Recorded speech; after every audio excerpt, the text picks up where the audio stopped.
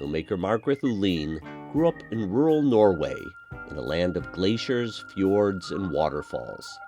She invites us to experience her hometown landscape in the film Sons of Earth.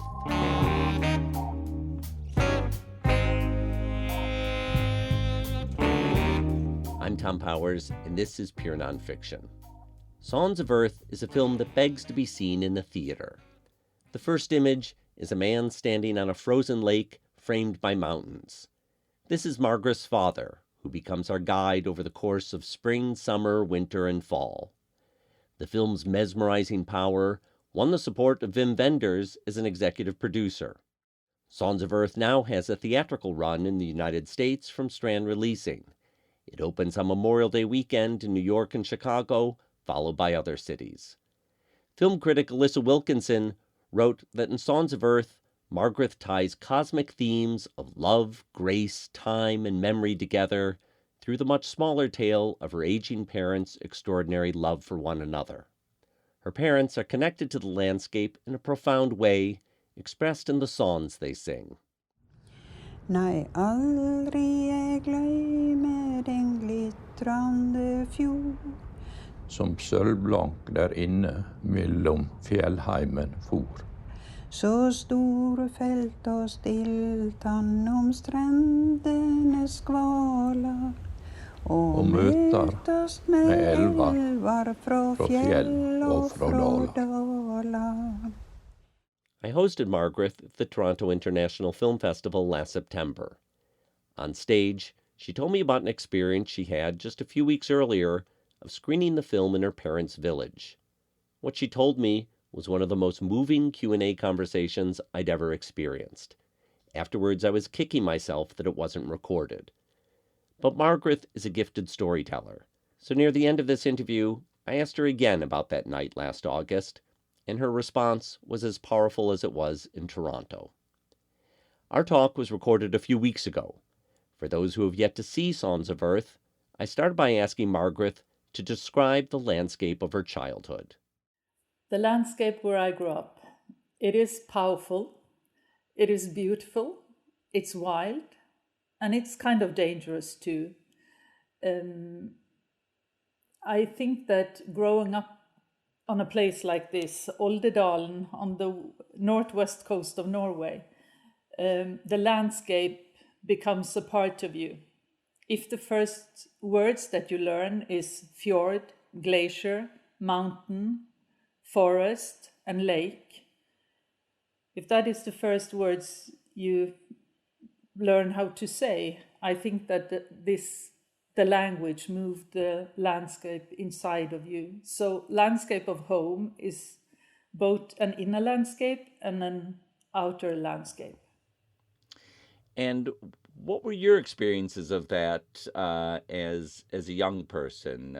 I remember you telling me a story that that you asked your father a question about noises that you heard, and he had a kind of fantastical story for it. Yes, I can remember the first time my father took me to the glacier. I was 5 years old, and we were sitting by the front of the glacier. And the wind came through the valley. The valley is kind of narrow, so you can really both see and hear the wind when the wind comes through the valley. So we hear the wind, and when the wind hit the surface of the ice and transcended into its crevasses, the sound of the wind turned into tones. So it sounded like music. So I asked my father, is there an orchestra playing down there in the depths? And he answered, can you hear them too? You know, he was not a father saying, no, this is not how it is, my girl. He was a father thinking that being outside is the fairy tale of life. So I was brought up in that way, that if you need a fairy tale, let's go for a walk, my father always said to me. At some point, you moved away, as many people do, from a rural area to go to the city to make a creative life for yourself. Can you talk about that experience? decision to move to the city and what that meant for you at the time? Yes, I moved when I was 19 after high school to go to university and do my film studies. And 2 years after I moved, I got my first child. But I also brought with me my horse. My horse came into my life. He was a foal when I was 10 years old, and he stayed with me until I was 39. So moving around to different schools in Norway, on the west coast in Oslo, and a college on the area where I grew up, my horse had, and my child had to move with me, of course. So and then when I started to work as a filmmaker, I knew that I had to be based in the Oslo area. But the first years I did not live in the city. As long as I had a horse, I stayed outside the center of Oslo, living close to nature, and had my horse in a stable and my girl in a school there. So that is a kind of village on an island outside Oslo. So we stayed there for years, but then I got divorced and I moved to the city. My horse died, and yeah. Lots of change. A lot of change. But now I am 54 now. I moved when I was 19. I still call the valley and where I grew up, I still call it my home. I have, of course, a home here with my girls in Oslo too.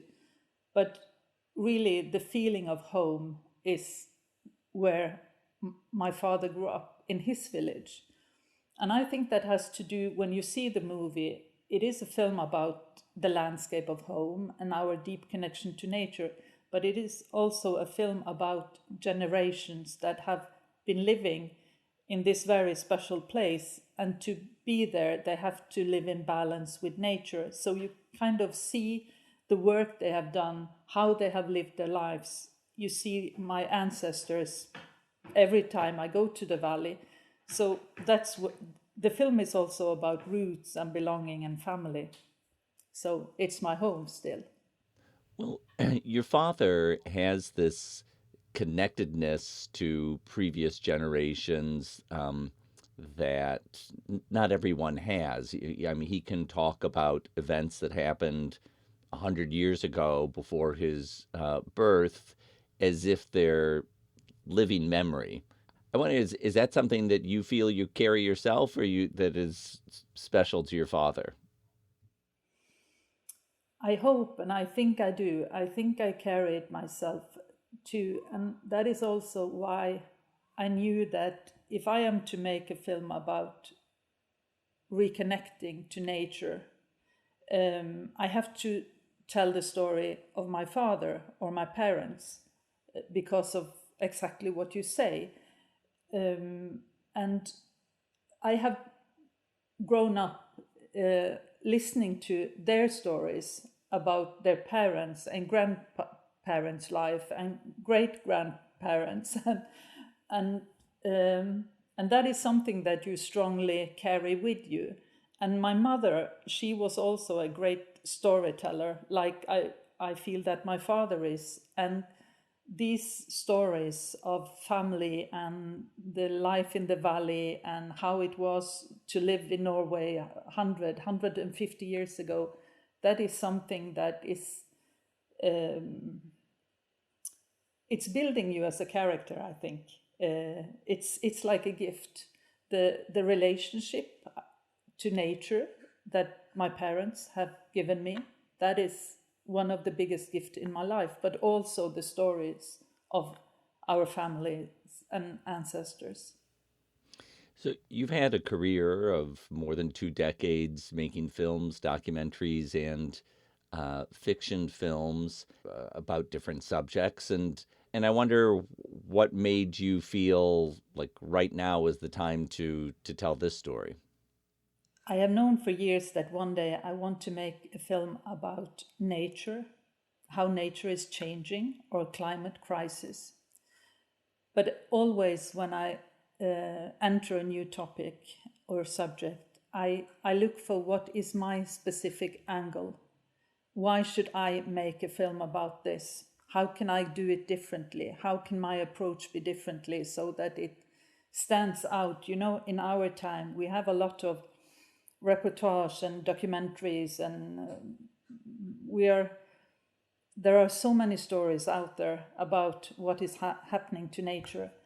And a lot of those stories, they create fear, but they are necessary and very, very important. It is scientists and journalists and politicians and activists bringing facts to the table.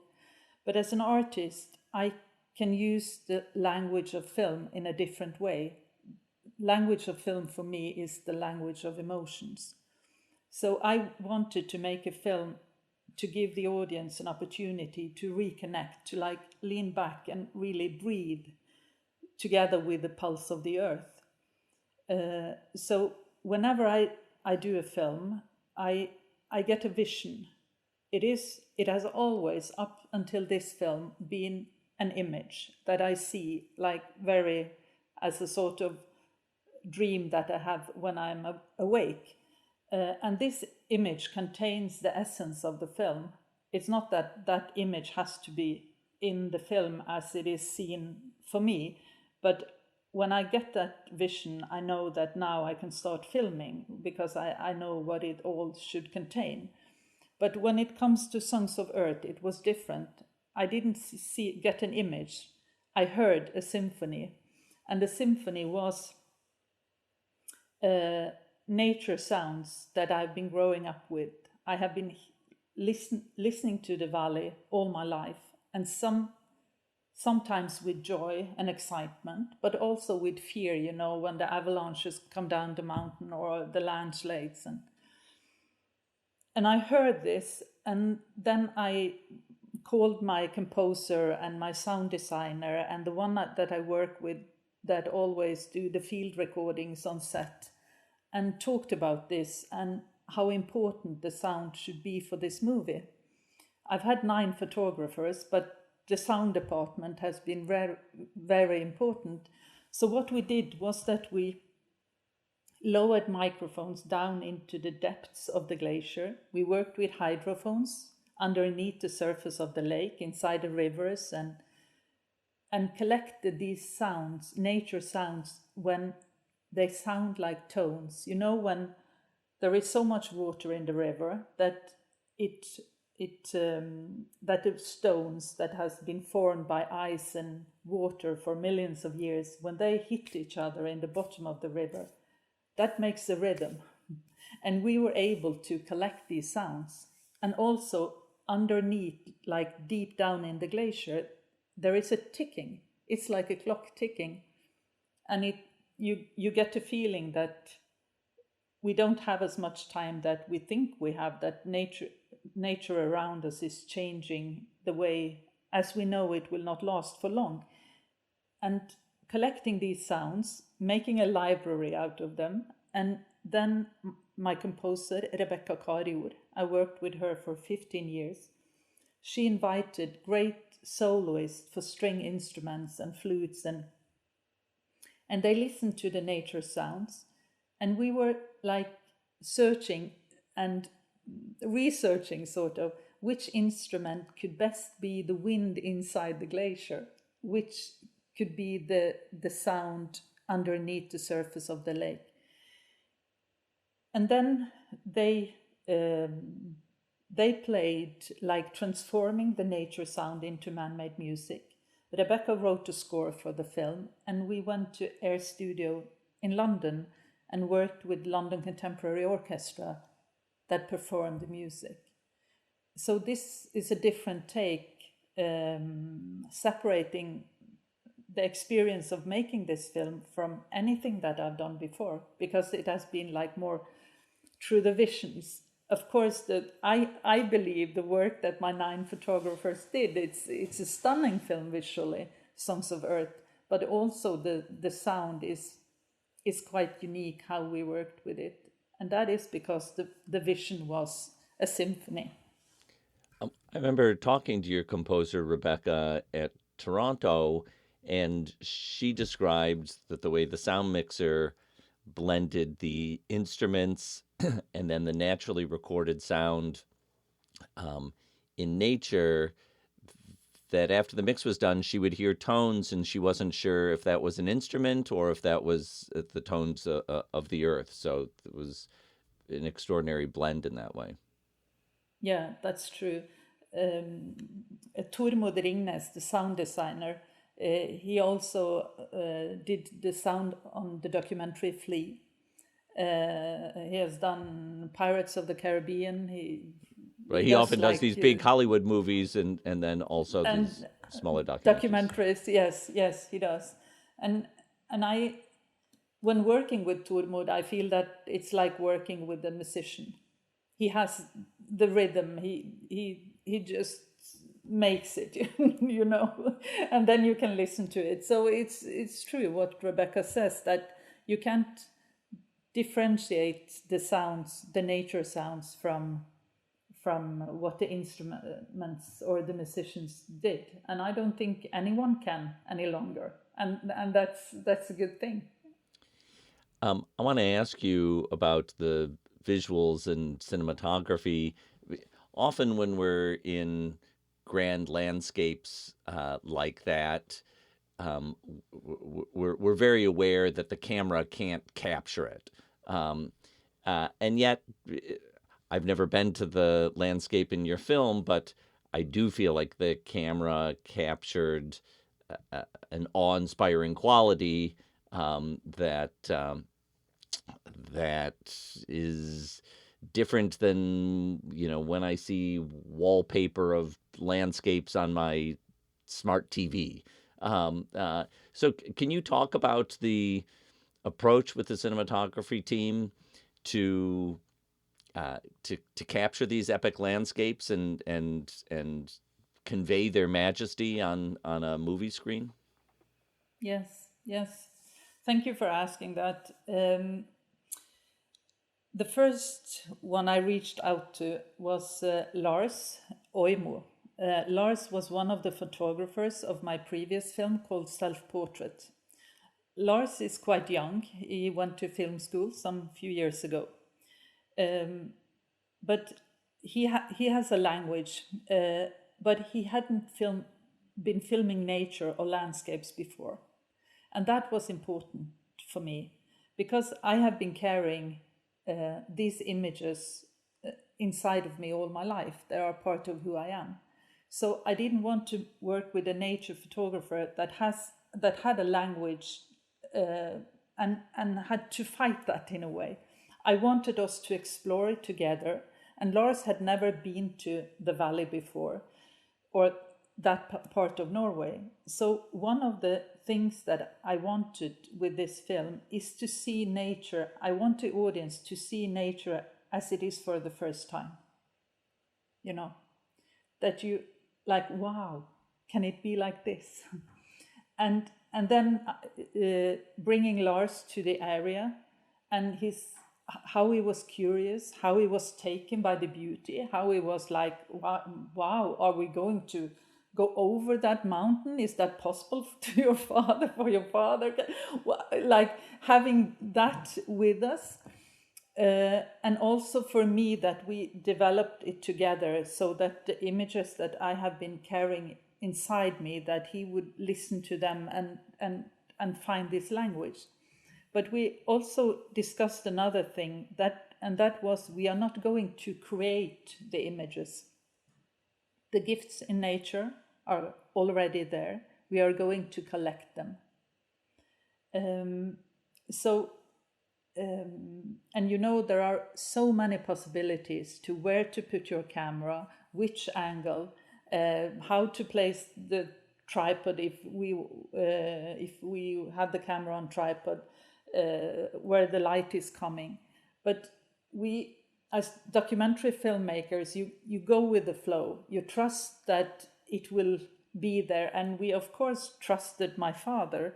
He was the one picking every route that we went, like which mountain to hike. And he knows exactly at what time in the day the light will be best, for example. But the first day we were filming, And we came to this summit. It's very close to the farm, like just walking uphill. And then the weather shifted. And my father said, you have to take down the equipment. We have to come as quickly as we can down again because, you know, it can be dangerous. And we did. We packed all the gears and stuff in our bags. But then suddenly it shifted again. And my father was still standing on the summit. And then we had a double rainbow above him.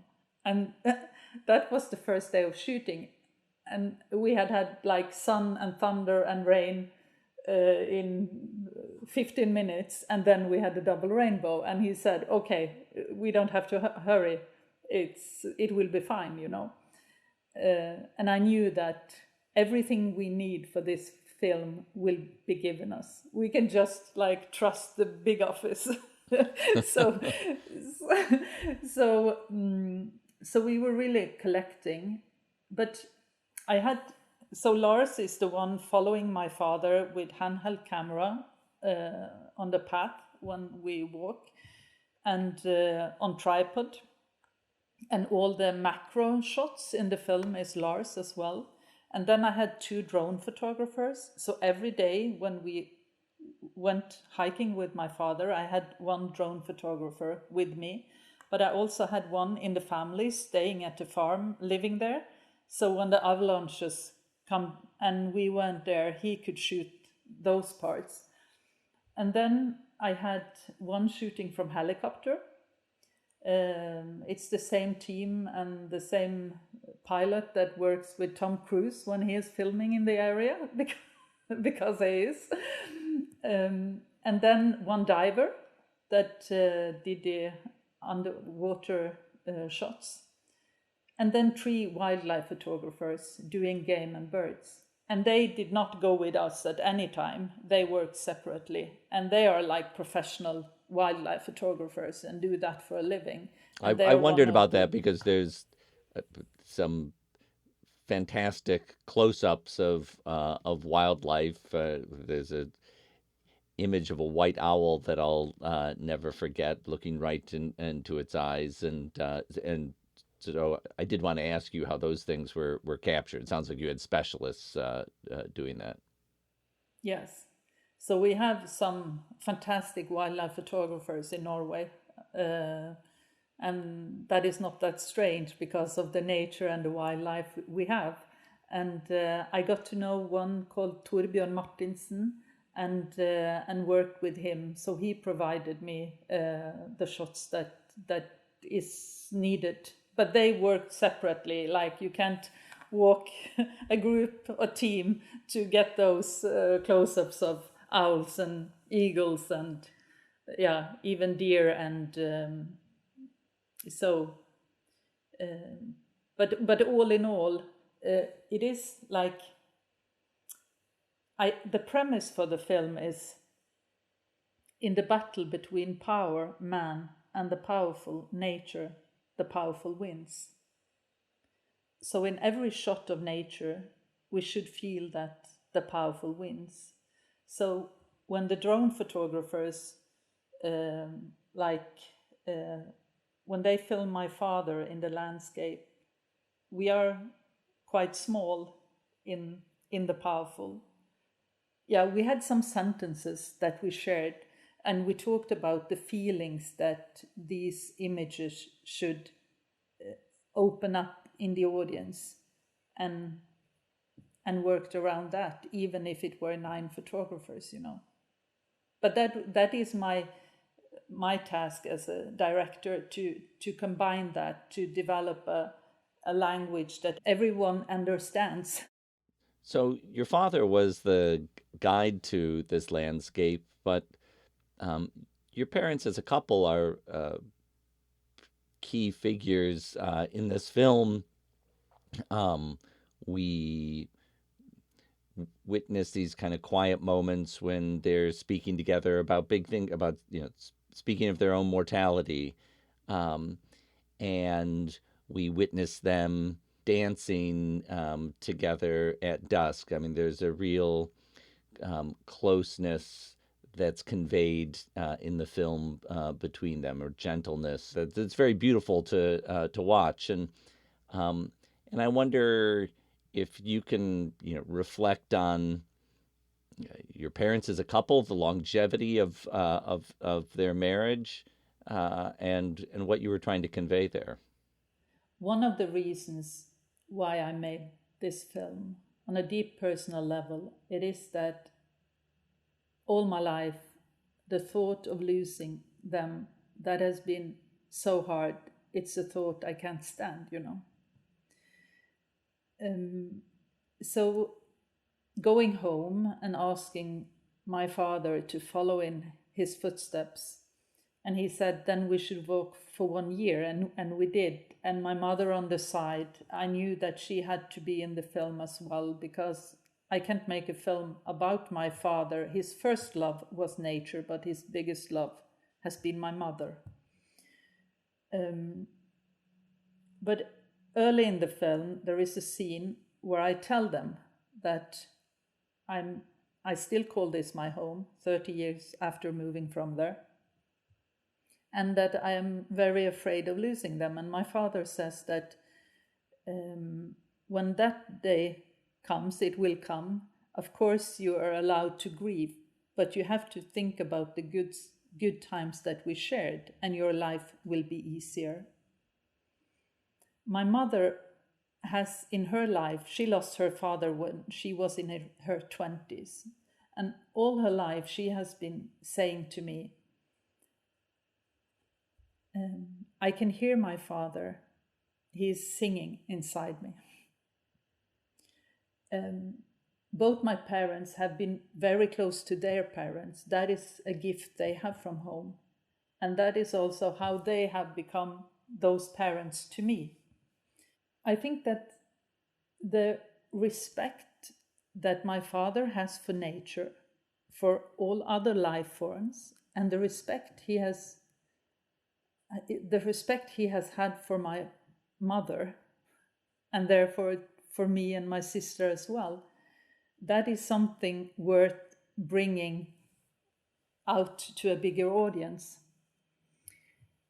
So when I started this walk, and walking behind my dad, looking at his back, I was so filled with fear. But after walking through the seasons, this changed. So fear was replaced by, in the end, thankfulness, first acceptance, because we started in spring, all the life that comes out, the birds and the colors and the flowers, and then you have the abundance in summer. In autumn, you have the sudden shifts in weather. And my father at that point, he said that autumn is like your adult life, because I've had some quite harsh experiences in my adult life. And he says that, but who you are, Margreth, it's deeper than the changes on the surface. So let's keep on walking. And then winter came, and the landscape is graphic. It's only 4 colors left. It's white and black and gray and blue, the blue in the ice, the glacier. But what happened then was that I could see the path that has been shaped by our forefathers or ancestors as like black blood vessels, because then the leaves are gone and the colors are gone, and you can see the traces, the path, like blood vessels in the mountains. And I suddenly understood that my father, he has been walking these mountains all his life, and he will stay behind. When he's gone, he will stay behind. And you have the story of this big tree, the spruce, in the film, that is planted 130 years ago by his grandfather. And at one point he shares with me that because his grandfather died when he was 40 years, so his father was 9 years old, and 9 when he left. He was 9 years old when he lost his father. He was 11 when he started to be a farmer together with his mother and take care of his younger siblings. And it was a really hard work at a farm in those days. But then my father sharing with me that when his father grew up and my dad was a little boy, his father used to point on the spruce telling the stories of his father who died when he was a kid. And he said that my father is looking down on the farm. He's watching over us. And in that way, when I say that nature is our home, the word ecology comes from the word oikos, which means home. That is not only something that is theory to me and my family, that it's something that is nice to say, that nature is our home. No. We are part of nature and nature is part of us. So when they're gone, they will still be there, because in the film I go from close-ups of my father's skin to the skin of the glacier, the surface of the glacier. It reminds me. It's like we are melting into it and it's melting into us. So the fear that I had starting out on this walk grew into acceptance and grew into gratefulness, thankfulness for having those parents.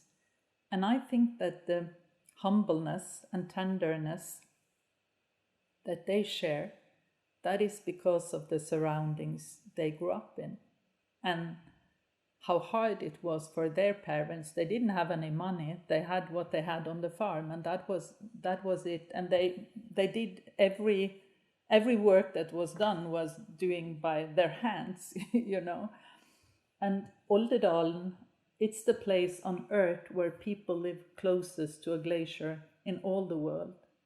And the glacier is very, very beautiful, and you can come there as a tourist, but it's also very tough and a hard environment to be living in. I wonder if you can tell me the story of the night last summer when the film first played in your valley. There was a big outdoor screening, and I wonder if you can tell me about that night. The 5th of August, we had 10 outdoor screenings from the south to the north of Norway. We have picked 10 of the most beautiful sceneries. So the film was screened on an island in the south. It was screened on the roof of the Oslo Opera House in Oslo, in a forest near the glacier, on top of a mountain, and inside a cave in the northern part of Norway. So people were sitting inside the mountain, seeing a film about mountains. In Lofoten, that is one of the most known area for tourists to visit in Norway, and in Oldedalen. And I was there with my youngest daughter and my parents and 600 other people that came. It was everyone living in the valley, of course, but also family that had moved out or tourists. It was people from different parts of the area coming to this outdoor premiere. And the film was screened at 11 o'clock in the evening, all the 10 places. And we had been looking so much forward to this, and my parents also, of course. So the film was screened, and we spent the day there walking around, looking at the screen being set up and all the people having different things to do to welcome the 600 people. And me and my mother and father, we talked a lot about what we were doing that day. What is it we are doing? And that is that we were giving back to the songs of the earth. Give it back. The gifts that we have been given, give it back to the glacier, the waterfalls, the mountains, the lake. And we did. And after the film, my parents came up, standing in front of the screen, getting standing ovations from the audience. And we had one of the most beautiful evenings in our life, I think. And then we went home to the farmhouse, and my parents went to bed. And after a couple of hours, my mother woke up and told my father she didn't feel well. And then she dropped to the floor. And we heard that. So everyone came, and my mother had a stroke. And we called an ambulance, and they came with a ambulance helicopter. And there was only place for one beside my mother in the helicopter, so it was me. And we went by helicopter over the glacier and the mountains where we had been filming a year before. And at one point, it takes 1 hour to go to Bergen, to the big hospital. At one point, inside the plane, inside the helicopter, there was this striking light coming through the windows. And in the opening and in the ending of the film, there is a light, like coming from above, down into the surface of the glacier, and that was red. But when I flew over the glacier with my mother, it wasn't red. It was like a bright yellow. And then I understood that the opening and the ending of the film was also the ending of the life of my mother. And she died 2 days later. My father and my sisters and our sister and our children came to Bergen, and we were all there, but she died.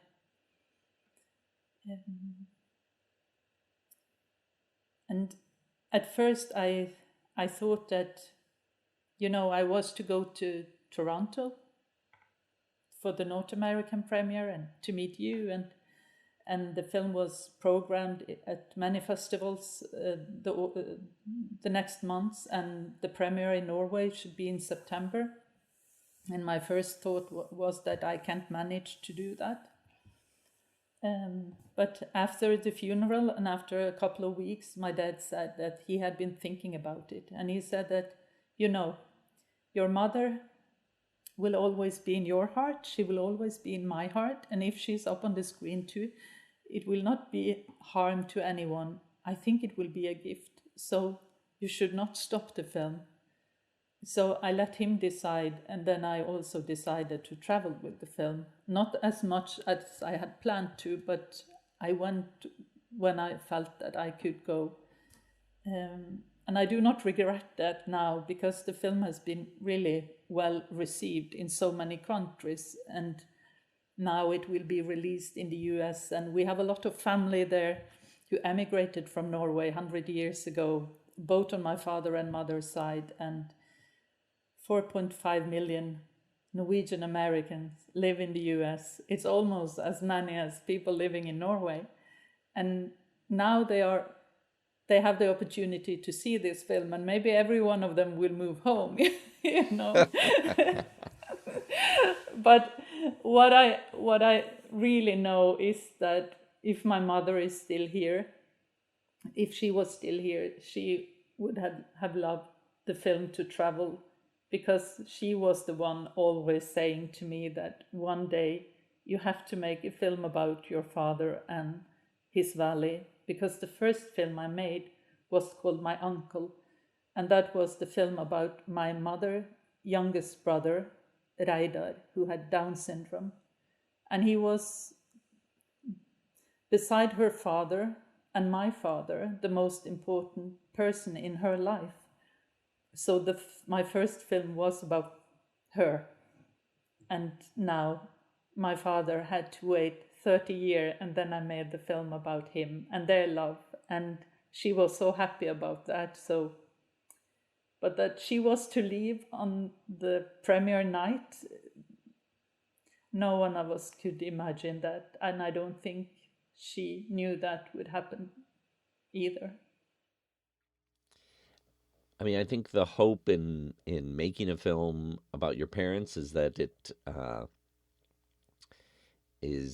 it does preserve them for when they're gone, and I wonder, 8 months later, if you feel that. Yes, I do. and I'm going to share something with you. It's a kind of a secret, and that is like the last month I have been writing a novel, and it's called A Song for Mother, or A Song to My Mother, and it might be released this autumn, but I really felt that I had to do it. And it's a novel about the songs that she carried, and the songs that still sings in me 8 months later, and she will always be inside me the way she always said that her father sung inside her. So I think this film, it's timely because of the topic, but it's timeless. The film will be there forever and for generations to watch, I think.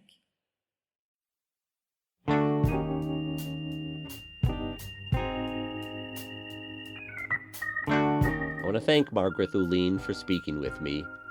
Her film Songs of Earth is now being released theatrically in the United States. See our show notes for details.